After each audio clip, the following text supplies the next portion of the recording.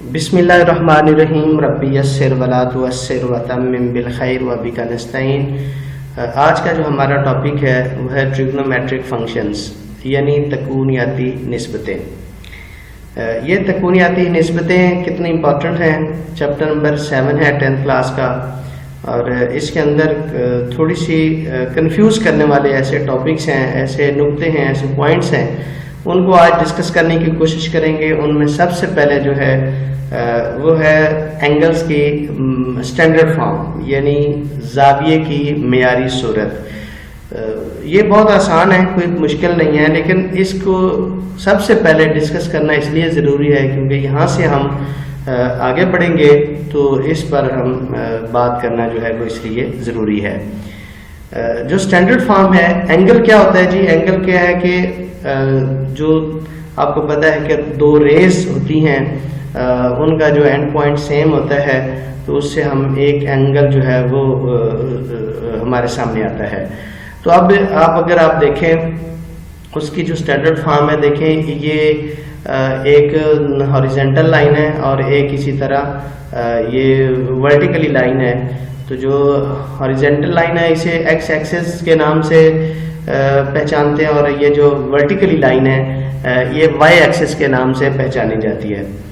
अच्छा, जो x axis है इसकी ये जो राइट साइड है ओरिजिन से इस तरफ जो है इसको हम इनिशियल पॉइंट यानी इसका ये स्टार्टिंग पॉइंट है, और ये जो इसकी दूसरी एक एंगल बना है ये किसी भी पैमाइश का है, 45 है या 60 डिग्री है, तो ये इसका जो है ये टर्मिनल रे है, यानी ये इसकी आखिरी एंड वाली जो है वो रे है।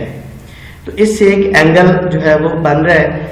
तो यहाँ से इसका ये स्टार्टिंग पॉइंट है। जब ये एंटी क्लॉकवाइज इसको हम पैमाइश करते हैं तो इसकी बनेगी पॉजिटिव। तो यहाँ से अगर ये हम स्टार्ट करते हैं तो यहाँ पे आएगा तो 90 डिग्री होगा।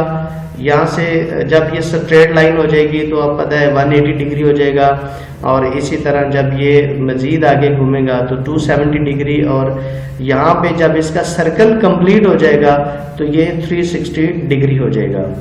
तो अब अगर आप इसको देखें कि जब एंटी क्लॉकवाइज इसे हम इसकी पैमाइश करते हैं तो ये बनता है पॉजिटिव एंगल, और जब इसको हम क्लॉकवाइज, अब यहाँ पे अगर आप गौर करें तो ये उसी पैमाइश का एक एंगल बना है जो कि यहाँ से स्टार्ट हो रहा है और ये क्लॉकवाइज जो है ये बना है। तो इसकी यहाँ पे जो भी पैमाइश बनी है वो नेगेटिव में है। ये मजीद आगे आएगा तो यहाँ पे माइनस का 90 डिग्री होगा, और इसी तरह जब ये स्ट्रेट एंगल बनेगा तो ये हो जाएगा माइनस का 180 डिग्री, और इसी तरह मजीद यहाँ तक पहुँचेगा तो ये माइनस का 270 डिग्री, और इसी तरह जब ये आगे कंप्लीट सर्कल हो जाएगा तो यहाँ पे ये हो जाएगा माइनस का 360 डिग्री। तो ये इसकी स्टैंडर्ड फॉर्म है। यहाँ से हम थोड़ा जब आगे बढ़ेंगे, जब हम इसके टर्मिनल एंगल्स की तरफ बढ़ेंगे तो ये हमारे लिए काम आएगा। अब थोड़ा आगे बढ़ते हैं तो वो है टर्मिनल एंगल्स, यानी हम बाजू जाविये। ये ऐसे जाविये होते हैं कि अगर एक पैमाइश का पहले कोई एंगल बना है तो कोई और एक ऐसा एंगल हो कि जो सेम उसी पोजीशन पे बने, तो इनको हम कहते हैं टर्मिनल एंगल्स, यानी हम बाजू जाविये। तो यहाँ पे अगर आप देखें बिल्कुल उसी तरह जो स्टैंडर्ड फॉर्म अभी आपने पीछे देखी है, तो वहाँ से अगर आप देखें तो बिल्कुल उसी तरह की ये पोजीशन है। ये इसकी इनिशियल साइड है, यानी यहाँ पे इसका स्टार्टिंग पॉइंट है, और इसी तरह एक एंगल जो है वो 45 डिग्री का बना है। अभी आप सिर्फ जो ब्लू लाइन है अभी आप सिर्फ इसको फोकस करें, इसी को आप गौर करें। ये स्टार्टिंग पॉइंट है, यहाँ पे आया है तो ये है 45 डिग्री, यानी 45 डिग्री का ये एंगल एक बना है यहाँ तक एंटी क्लॉकवाइज, पॉजिटिव है। जब आप 45 डिग्री के एक और एंगल इसी पोजीशन पे अगर आप बनाना चाहेंगे तो फिर वो आप दोबारा यहाँ से आप स्टार्ट लेंगे और इसी तरह आप आगे मुकम्मल सर्कल करेंगे। जब आप मुकम्मल सर्कल कर जाएंगे तो ये बन जाएगा 360 डिग्री। तो 360 डिग्री से मजीद अगर आप थोड़ा आगे बढ़ेंगे, उसी पोजीशन पे जाएंगे, तो 360 डिग्री में मजीद 45 डिग्री आप ऐड करें तो ये बनेगा 360 degree plus 45 is equal to 405 degree, यानी 405 डिग्री का जाविया और 45 डिग्री का जाविया। ये दोनों जाविये टर्मिनल्स हैं, यानी ये दोनों जाविये एक ही पोजीशन पे बन रहे हैं। कंफ्यूज करने वाले यही चीजें होती हैं, बस इनको अगर आप अच्छे से क्लियर कर दें तो बिल्कुल भी आपकी कोई कंफ्यूजन आपके स्टूडेंट्स में नहीं रहेगी।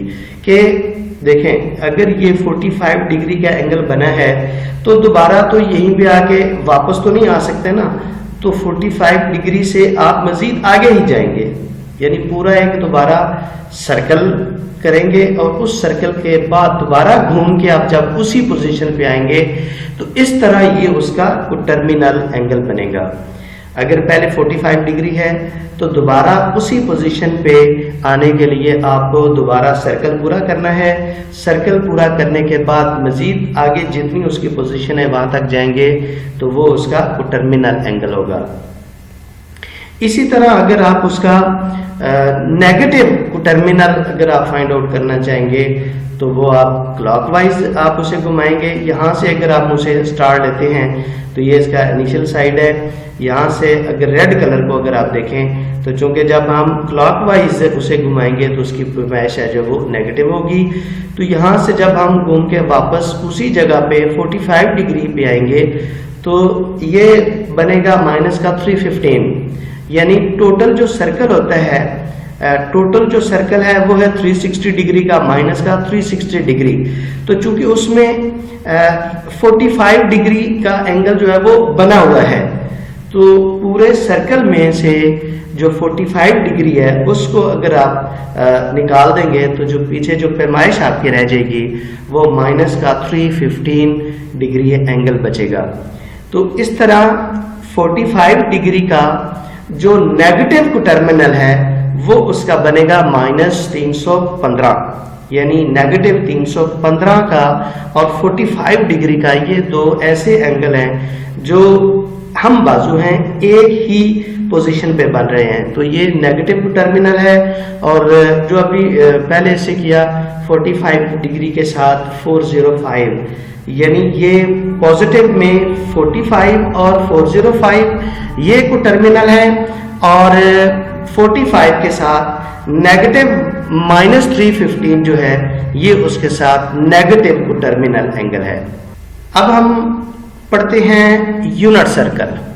यूनिट सर्कल इसलिए भी ज़रूरी है कि यहाँ से हमने दो फार्मूले क्रिएट करने हैं। तो बड़े गौर और फिक्र से यहाँ से हम दो जो है वो फार्मूले क्रिएट करेंगे। इसके ऊपर थोड़ा गौर करते हैं तो ये बिल्कुल उसी तरह है, ये जो है एक्स एक्सिस है और इसी तरह ये जो है वर्टिकली लाइन है वाई एक्सिस है। तो चूंकि हम यूनिट सर्कल की बात कर रहे हैं तो जो सर्कल है इसका रेडियस है 1, यानी 1 रेडियस का ये सर्कल है। तो जब ये सर्कल एक्स एक्सिस को और वाई एक्सिस को एक दूसरे पर ये कट करेगा तो वहां पे हमें एक पॉइंट मिलेगा एक्स वाई, उसका जो कोऑर्डिनेट्स हैं वो एक्स और वाई है। इसका मतलब है कि जो सर्कल है वो एक्स एक्सिस पर और वाई एक्सिस पर दोनों को एक जगह पे ये कटा कर रहा है, कट कर रहा है। तो यहाँ पे एक पॉइंट मिला है, उसके कोऑर्डिनेट्स हो गए एक्स, यानी ये एक्स वाली वैल्यू है इसी तरह, और ये जो है वाई के पैरेलल है तो इसका वाई कोऑर्डिनेट बनेगा। तो अगर आप इस पॉइंट से अगर आप एक परपेंडिकुलर ड्रॉ करेंगे एक्स एक्सिस पर तो इस तरह ये एक राइट एंगल ट्राइंगल हमें हासिल होगी, यानी ये एक कायमा ज़ाविया मुसल्लस है। अब अगर आप इस ट्राइंगल पर थोड़ा गौर करें तो यहाँ पे एक एंगल बन रहा है, इसको हम कहते हैं थीटा एंगल। कोई एक एंगल है और जो इस एंगल के साथ वाली जो साइड है इसको हम बेस कहते हैं, और थीटा एंगल के बिल्कुल ऑपोजिट साइड जो है उसे हम परपेंडिकुलर कहते हैं, और जो 90 डिग्री एंगल होता है उसके जो सामने वाली साइड होती है यानी उसके ऑपोजिट साइड है उसे हम हाइपोटेनस कहते हैं यानी वतर है। तो जो ट्रिग्नोमेट्रिक फंक्शंस हैं यानी जो त्रिकोणीय निस्बतें हैं उनमें सबसे पहले है साइन थीटा। तो साइन थीटा जो होता है वो होता है परपेंडिकुलर ओवर हाइपोटेनस, यानी जो परपेंडिकुलर की पैमाइश है वो है y। तो y के सामने जो है वो दूसरा जो हाइपोटेनस है उसकी वैल्यू है 1, क्योंकि सर्कल का जो रेडियस था वो 1 था। तो इस तरह साइन थीटा जो बनता है वो है y ओवर 1। तो अगर आप sine theta is equal to y, इसको आप ज़हन में रखिएगा, ज़हन नशीन कर लीजिएगा कि साइन थीटा जो है वो इक्वल टू y है, यानी ये एक फार्मूला हमारे सामने आ जाएगा कि sine theta is equal to y है। अब आप आ जाएं, उसके बाद जो अगला फंक्शन है वो है कॉस थीटा। तो कॉस थीटा क्या होता है? ये होता है बेस ओवर हाइपोटेनस। तो अगर आप यानी बेस के साथ जो है उसका मतलब है कायदा और हाइपोटेनस है वतर। तो जो बेस है वो हमारे पास x है और जो हाइपोटेनस है वो 1 ही है। तो cos theta is equal to बन जाएगा हमारे पास x। तो इसका मतलब है दो फार्मूले हमने क्रिएट कर लिए, एक है sine theta is equal to y है और दूसरा है cos theta is equal to x। यानी इस यूनिट सर्कल से हमने दो चीजें फाइंड आउट की हैं, एक है sine theta is equal to y है और cos theta is equal to x है। तो अगर आप इसके बाद तीसरा फंक्शन अगर आप देखें तो वो है टेजेंट। जो टेजेंट होता है वो परपेंडिकुलर ओवर बेस होती है, तो वो है y ओवर x। तो y जो है वो साइन थीटा है और जो x है वो है cos। तो टेजेंट जो है वो हमारे सामने आएगा y ओवर x। आपने बस दो चीजें जो है वो ज़हन में रखनी है, एक sine theta is equal to y और एक cos theta is equal to x। ये दो चीजें जो हैं यही हमारे अगले हिस्से में काम आएंगी। आगे बढ़ेंगे। अब जो सबसे इंपॉर्टेंट जो चीजें हैं जिसके लिए हमने ये पीछे 2-3 कॉन्सेप्ट पे बात की है, तो वो सारी बातें यहाँ पे अब हमारे अब हम इम्प्लीमेंट करेंगे। ट्रिग्नोमेट्रिक फंक्शंस जो हैं ये बड़ा इम्पॉर्टेंट पॉइंट है 7.3 के। यहाँ से हम जो है वो उसके जो क्वाड्रेंट होते हैं उनको पहचानने की कोशिश करते हैं, और कहाँ पे साइन थीटा जो है वो पॉजिटिव होता है, कहाँ पे कॉस थीटा पॉजिटिव होता है और कहाँ जो है वो टेजेंट जो है वो पॉजिटिव होता है। इसको हम डिस्कस करेंगे।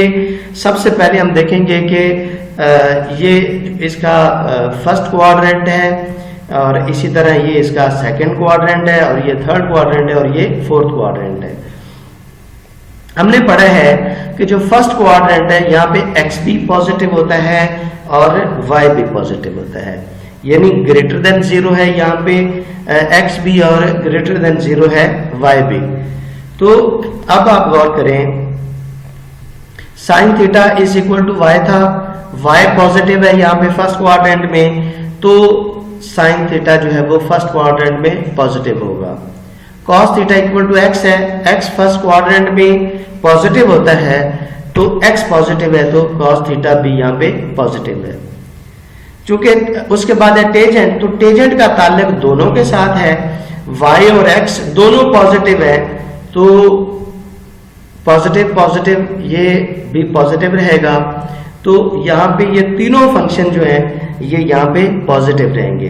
तो चूंकि ट्रिग्नोमेट्रिक फंक्शन जो है ये 6 होते हैं, तो इनके बाकी होते हैं रेसिप्रोकल, यानी ये जो साइन थीटा है, कॉस थीटा है, टेजेंट थीटा है, इनके उलट भी इसी तरह के 3 होते हैं। साइन थीटा का जो उलट है उसका जो रेसिप्रोकल है वो होता है कोसिकेंट। साइन अगर पॉजिटिव है तो कोसिकेंट भी पॉजिटिव होगा। कॉस थीटा का रेसिप्रोकल होता है सीकेंट। तो यहाँ पे अगर कॉस पॉजिटिव है तो उसका रेसिप्रोकल भी पॉजिटिव होगा। टेजेंट का जो रेसिप्रोकल है वो है कोटेजेंट, तो टेजेंट पॉजिटिव है तो कोटेजेंट भी पॉजिटिव रहेगा। यानी जो फर्स्ट क्वाड्रेंट है यहाँ पे ये सारे फंक्शंस जो हैं वो पॉजिटिव रहेंगे। उसके बाद आपको जो सबसे ज्यादा कंफ्यूज करते हैं वो तीनों बाकी क्वाड्रेंट है। फर्स्ट क्वाड्रेंट में तो पॉजिटिव होते हैं सारे। जो सेकंड क्वाड्रेंट है इसको भी अगर आपने जो हमने पहले चीज एक ज़हन में बनाई है, यानी एक फार्मूला हमने बनाया है कि sine theta equal to Y होता है, cos theta equal to X होता है, उसी को मद्देनजर रखते हुए हम आगे इस पर गौर करेंगे। सेकंड क्वाड्रेंट में चूंकि x नेगेटिव होता है और y पॉजिटिव होता है। अच्छा, यहाँ y पॉजिटिव है तो इसका मतलब है sine theta equal to y होता है तो साइन थीटा पॉजिटिव होगा।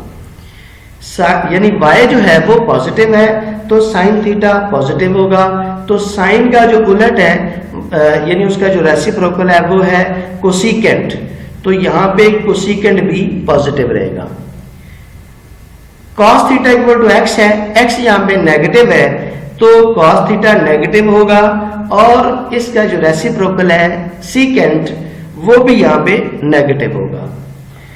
टेजेंट का दोनों के साथ ताल्लुक है तो चूंकि यहाँ पे y जो है वो पॉजिटिव है और x नेगेटिव है तो प्लस माइनस माइनस, तो टेजेंट भी यहाँ पे नेगेटिव हो जाएगा। टेजेंट नेगेटिव है तो इसका जो रेसिप्रोकल है कोटेजेंट वो भी यहाँ पे नेगेटिव रहेगा।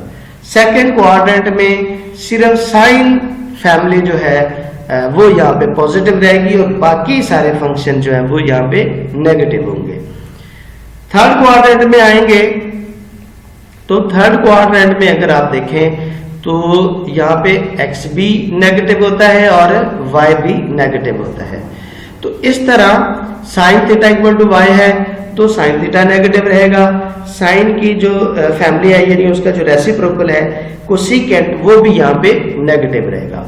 इसी तरह जो cos थीटा है वो इक्वल टू x है, x नेगेटिव है तो cos फैमिली भी यहाँ पे नेगेटिव रहेगी, cos थीटा ये भी नेगेटिव है और इसका जो रेसिप्रोकल है सीकेंट वो भी यहाँ पे नेगेटिव रहेगा। टेजेंट का ताल्लुक जो है वो दोनों के साथ है, तो जब इसको हम देखेंगे कि y ओवर x है टेजेंट तो y भी नेगेटिव x भी नेगेटिव, तो minus minus plus negative negative equal to positive हो गया। तो इस तरह टेजेंट जो है वो थर्ड क्वाड्रेंट में पॉजिटिव रहेगा। ये हम इसको किए बगैर जो स्टूडेंट्स हैं वो फौरी तौर पे आंसर करते हैं कि जो थर्ड क्वाड्रेंट है ये चूंकि सारे यहाँ पे x भी नेगेटिव होता है तो y भी नेगेटिव होता है, इसलिए सारे ही फंक्शन जो है वो नेगेटिव रहेंगे, जबकि ऐसा नहीं है। इसकी अगर आप पीछे की आप जो इसकी थ्योरी है अगर आप वो अगर देख रहे हैं, अगर आप बच्चे को अगर यही चीजें सामने उसी तरह उसके सामने अगर आप उसको अप्लाई कर रहे हैं, अगर इसी को सामने आप उसके डिस्प्ले कर रहे हैं तो वो बच्चा फिर सारी जिंदगी कभी भी कंफ्यूज नहीं रहेगा, क्योंकि जो टेजेंट है वो दोनों के साथ ताल्लुक रखता है। तो यहाँ पे y जो है वो नेगेटिव है, x भी नेगेटिव है, तो ये दोनों मिलके ये बन जाएंगे पॉजिटिव। इस तरह टेजेंट जो है वो थर्ड क्वाड्रेंट में पॉजिटिव रहेगा और इसका जो रेसिप्रोकल है यानी इसका जो उलट है वो है कोटेजेंट, तो वो भी यहाँ पे पॉजिटिव रहेगा। आगे बढ़ेंगे तो ये है फोर्थ क्वाड्रेंट। फोर्थ क्वाड्रेंट में आएंगे तो यहाँ पे जो कि x जो है वो पॉजिटिव होता है, तो यहाँ पे जो cos थीटा है वो जो कि इक्वल टू x होता है, तो x पॉजिटिव है तो cos थीटा जो है वो यहाँ पे पॉजिटिव रहेगा। cos थीटा का जो रेसिप्रोकल है सीकेंट, तो वो भी यहाँ पे पॉजिटिव रहेगा। यानी यहाँ पे फोर्थ क्वाड्रेंट में जो cos फैमिली है वो यहाँ पे पॉजिटिव रहेगी। Sine theta equal to y होता है तो जो साइन है वो इक्वल टू y है, तो y नेगेटिव होता है फोर्थ क्वाड्रेंट में, तो इस तरह साइन थीटा जो है वो नेगेटिव रहेगा और साइन का जो रेसिप्रोकल होता है कोसिकेंट वो भी यहाँ पे नेगेटिव रहेगा। टेजेंट का दोनों के साथ ताल्लुक होता है, क्योंकि y ओवर x है तो यहाँ y जो है वो नेगेटिव है और x पॉजिटिव है, तो ये दोनों जो है ये minus plus equal to minus हो जाएगा, तो टेजेंट यहाँ पे जो है वो नेगेटिव हो जाएगा। टेजेंट नेगेटिव है तो इसका जो रेसिप्रोकल है कोटेजेंट वो भी यहाँ पे नेगेटिव रहेगा। तो इस तरह फोर्थ क्वाड्रेंट में कॉस फैमिली जो है वो पॉजिटिव रहेगी, बाकी सारे फंक्शन जो है वो नेगेटिव रहेंगे। एक दफा दोबारा अगर आप इसको देखें तो फर्स्ट क्वाड्रेंट में सारे ही पॉजिटिव होते हैं, सेकंड क्वाड्रेंट में साइन पॉजिटिव होता है, साइन फैमिली पॉजिटिव रहेगी, बाकी सारे नेगेटिव रहेंगे। थर्ड क्वाड्रेंट में टेजेंट जो है वो पॉजिटिव रहेगा, उसकी फैमिली पॉजिटिव रहेगी और बाकी फंक्शन जो है वो नेगेटिव रहेंगे। और फोर्थ क्वाड्रेंट में कॉस थीटा जो है यानी कॉस फैमिली जो है वो पॉजिटिव रहेगी और जो साइन बाकी जो फंक्शंस हैं वो सारे यहाँ पे नेगेटिव रहेंगे।